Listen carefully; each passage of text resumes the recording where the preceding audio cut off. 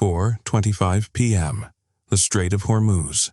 Take a long, hard look at those sunset-drenched waters, because in just a few heartbeats they are about to transform into a massive, panoramic crematorium, a steel graveyard in the middle of the ocean. 132 lethal streaks of fire have just breached the horizon from the coastline of the Southern Alliance. The leaders in the Central Command are popping champagne. They believe they have engineered a seismic event of the century, a finishing blow aimed directly at the heart of the U.S. Fifth Fleet. They dream of the supercarrier USS Sentinel being torn apart, of thousands of American sailors sinking to the bottom of the sea, along with the pride of a superpower. But there is a brutal truth that their arrogance has blinded them to. The very second their first missile cleared its launch rail, the countdown for the existence of this entire military entity began. America does not panic. America does not negotiate. While their warheads haven't even reached peak altitude, the God's eye of the Space Force locked onto them in exactly 3 seconds. 3 seconds for the death warrant to be signed and sealed. What you are about to witness is not a fair fight. It is a technological purge, a display of power so brutal, so cold, and so absolute that it strikes terror into the soul of any adversary daring to harbor delusions of grandeur. 45 minutes. That is all the time required to turn the pride of the Southern Alliance into pillars of black smoke on the water. 2,500 American precision weapons versus 132 obsolete toys. The result? Irreversible annihilation. Welcome to Operation Obsidian Scythe, where we teach the world the cost of challenging the absolute wrath of the only true superpower. Don't blink, because this is how a naval empire is erased from the world map in less than an hour. Before we dive into the details, let me know in the comments which country you're watching from. Now, let's get to it. Look at the map of the Strait of Hormuz, the jugular vein of global energy. Here, even a small ripple is enough to shake financial markets from New York to London. But for the Southern Alliance, these waters are not just a shipping lane. They are a trap they are confident they have set to strangle the American giant. Stretching along the limestone coastline, burning in the afternoon sun, is the Sand Fortress, a defense system they tout as impregnable. Here they have buried billions of dollars building fortified missile silos, long-range radar stations, and swarms of unmanned suicide boats they proudly call cutting-edge technology. In reality, these are merely obsolete toys repainted to mask a backwardness in military thinking. At 4 p.m. that day, as the sun cast long shadows over the launchers, the Supreme War Council of the Southern Alliance convened an emergency meeting.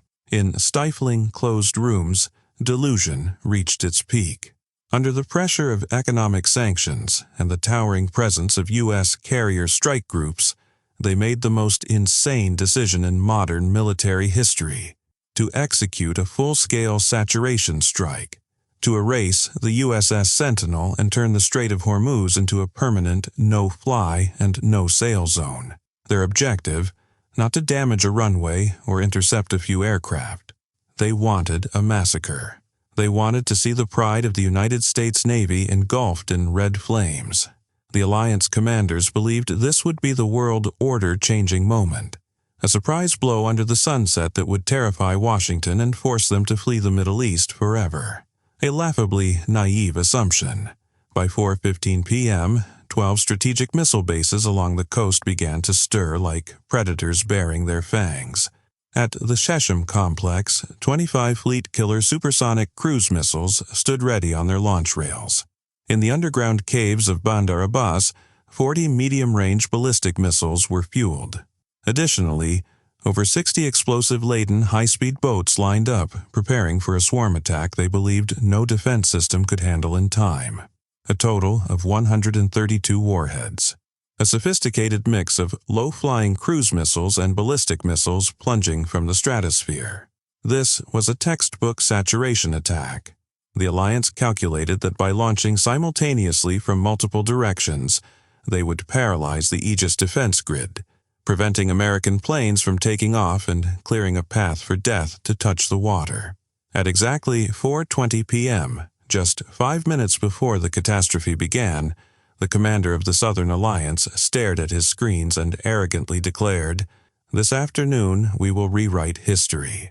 The Americans will have to learn to swim home if they are still alive."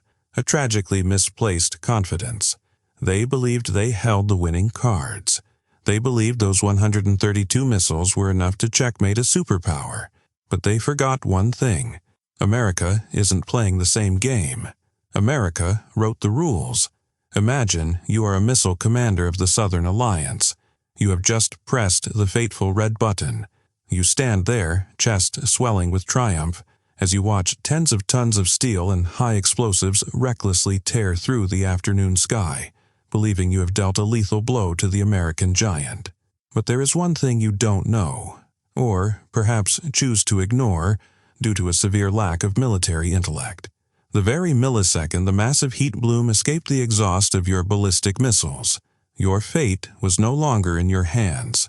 At exactly 4:25 p.m., in Earth's orbit, the SBIRS infrared satellites and the next-generation OPIR systems of the U.S. Space Force did not blink. These God's eyes do not need anyone's permission to see death sprouting from the dusty silos of the Alliance. Within exactly 3 seconds, I repeat, a mere 3 seconds, those tiny heat signatures on radar screens at command centers in Colorado were confirmed as a large-scale missile attack. The Southern Alliance believed they were playing a game of hide-and-seek under the sunset, but in reality, they were standing naked under the blinding floodlights of a space superpower. Advanced AI algorithms instantly analyzed trajectories, speeds, and projected impact points. The result flashed on command screens in a single breath. Target Carrier Strike Group Sentinel. Count 132. Time to impact imminent. The surprise the Alliance expected evaporated by the 4th second. The actual battle hadn't even begun, but the death warrant for every launcher, every control station, and every individual involved in this plot had already been drafted. While Alliance soldiers were still busy cheering for their so-called uprising, hundreds of miles above their heads, the most sophisticated war machines in human history had already finished assigning targets for every single interceptor. This is the difference between a nation possessing see-through-the-dark technology and a military group groping in the basement of history.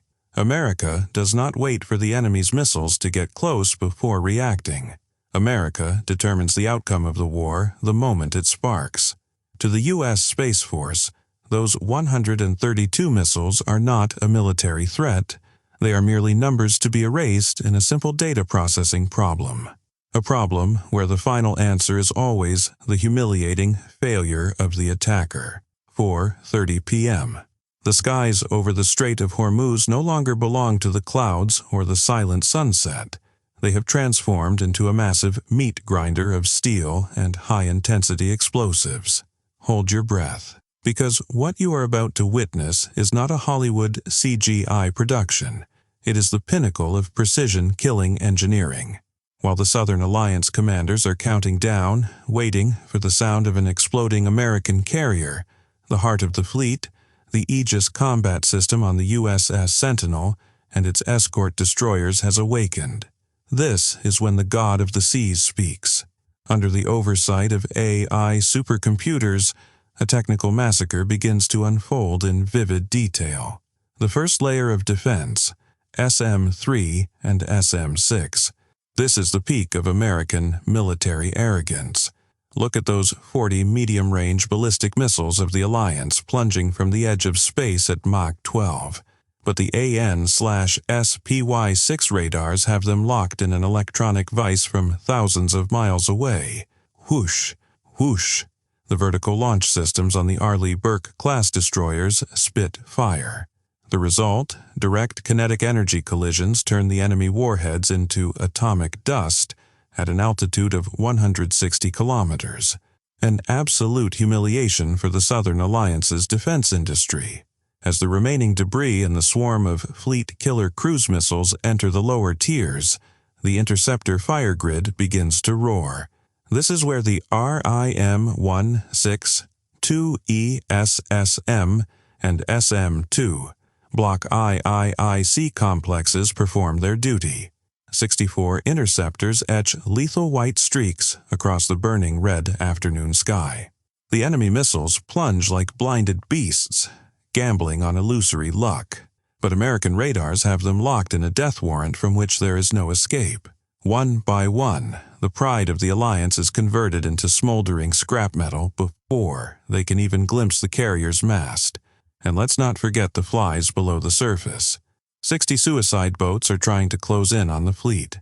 A pitiful effort. From above, MH-60R. Seahawk helicopters and 127mm naval guns have begun the duck hunt. Every shot is a massive water column accompanied by the shredded remains of cheap boats. By 4:38 p.m., the battle enters its most breathless phase. The final 10 warheads have reached the terminal defense zone. This is the moment for the CRAM and Phalanx CIWS systems to show off. Listen to its roar. Bird. 4,500 rounds of depleted uranium per minute. It creates a dense wall of metal, sweeping away everything in its path. It wasn't defense. It was a sentencing by maximum firepower. No matter the effort, the disparity in quantity could not compensate for the inferiority in quality. 132 targets launched. 132 targets shredded into dust. The result? A few pieces of debris hit the carrier deck, causing negligible paint scratches. 2 sailors lightly wounded by interceptor fragments. American fatalities, 0. The Southern Alliance had hoped for a massacre, a history-altering event, but the only thing they received was an expensive lesson in military mathematics. Their 132 missiles were nothing more than buzzing mosquitoes before a grizzly bear armed to the teeth. Their saturation attack failed miserably against a defense system they aren't even qualified to understand, let alone bypass. And now, as the Americans brush the dust off their shoulders, the true wrath has officially begun. In United States military doctrine, there is an unalterable ironclad rule. You never get a second chance after daring to fire at Uncle Sam. 4:40 p.m. While the Southern Alliance's final warheads were still being shredded by the fleet's fire grids, the death warrant for their entire military network was officially approved at Central Command.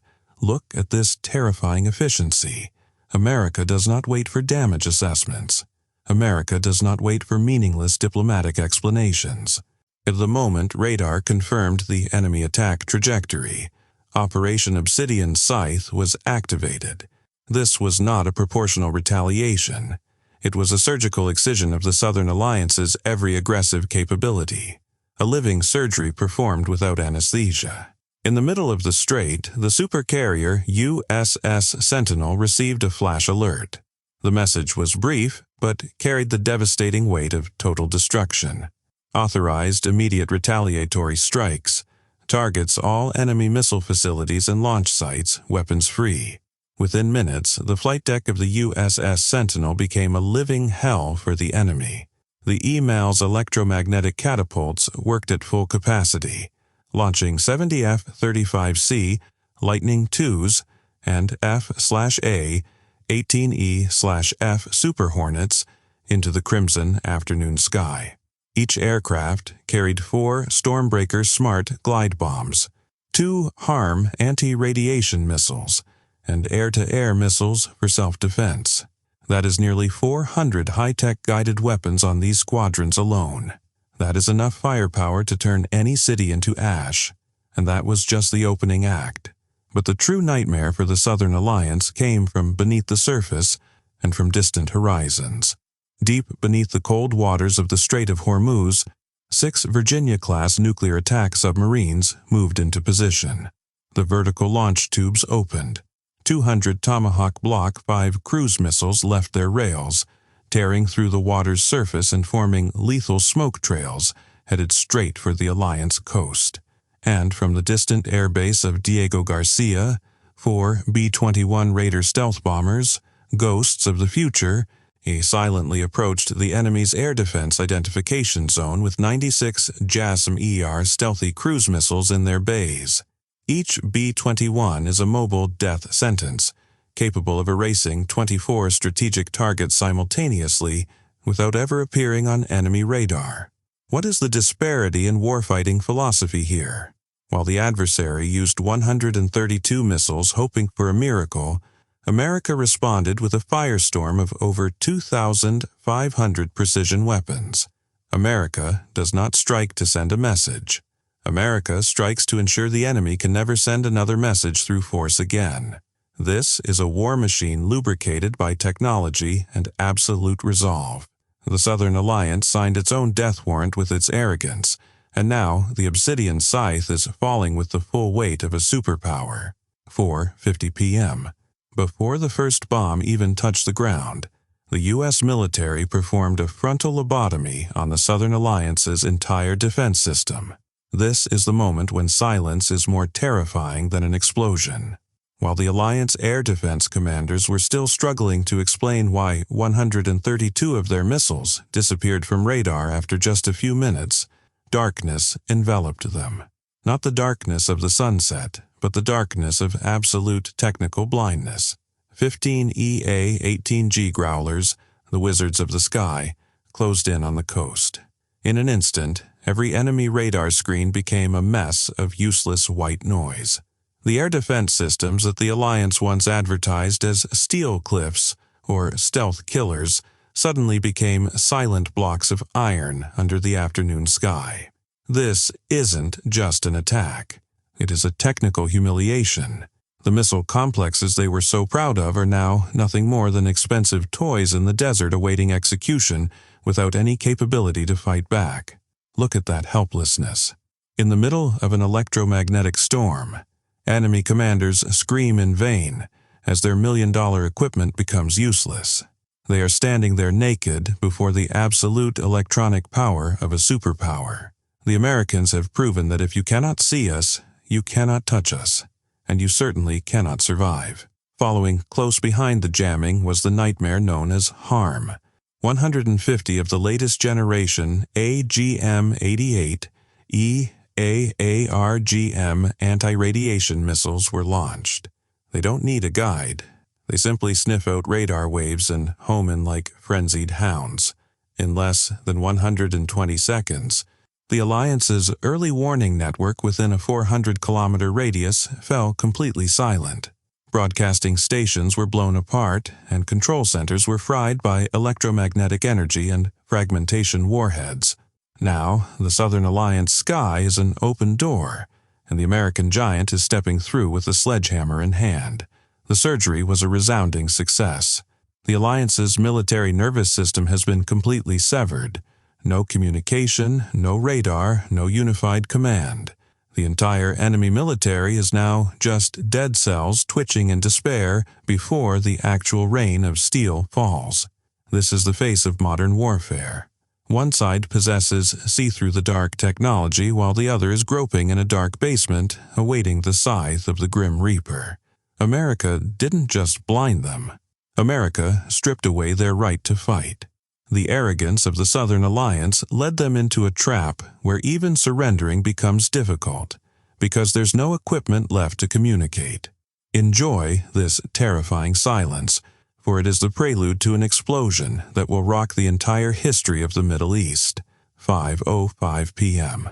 While the dust from the coastal military bases had yet to settle, 4 B-21 Raiders, multi-billion-dollar stealth ghosts, silently penetrated deep into the heartland of the Southern Alliance. These ghosts do not need the darkness to hide. Their technology simply turns every enemy defense effort into a cheap joke. The targets this time, not individual launchers, but the production complexes in the Central Defense Industrial Zones and underground nuclear research centers. This is where the Alliance has spent decades and hundreds of billions of dollars building their dream of hegemony. But under the sights of 96 JASSM-ER stealthy cruise missiles and Stormbreaker smart bombs, they are all just static targets awaiting Judgment Day. Every assembly line, every expensive piece of machinery smuggled in to build supersonic cruise missiles has been turned into twisted heaps of scrap. America is not just destroying their weapons, they are destroying the very capability to build them. The adversary will not be able to produce even the simplest cruise missile for at least the next 50 years, a total technical and industrial erasure. And when the B-52H Stratofortress strategic bombers loomed in the sky like ancient gods of destruction, that was when the symphony of decay reached its finale. 300 GPS-guided bombs rained down like a storm of judgment on 15 logistics airfields, and 8 refineries supplying fuel for the missile program. Look at those massive pillars of fire. They burned so intensely that seismic sensors recorded earthquakes with magnitudes up to 5.0 on the Richter scale. This is no longer war. This is a brutal military reprogramming. Look at the numbers to see the savage disparity. 132 Alliance missiles in exchange for 2,500 American precision weapons. Over 4,000 enemy military personnel dead, while the United States suffered 0 fatalities. 25 major military bases and 60 supporting facilities have been literally erased from the Earth. The entire missile program that the Southern Alliance spent half a century carefully constructing has turned to ash in less than an hour. That is the price of daring to touch the dragon's tail, a total, humiliating, and irreversible collapse. 5:10 p.m. A mere 45 minutes since the first enemy missile cleared its rail. Look at the clock and feel the brutality of time. In less time than it takes to play a single half of a football match, a military entity lost the entire strategic potential it spent half a century building. Operation Obsidian Scythe has concluded, but its aftershocks will rock the Southern Alliance for centuries to come. The adversary's 132 missiles, their final hope to challenge American hegemony in Hormuz, transformed into the most expensive joke in human history. 132 targets launched, 132 shredded in midair. All that remains are gray smoke trails over the sea.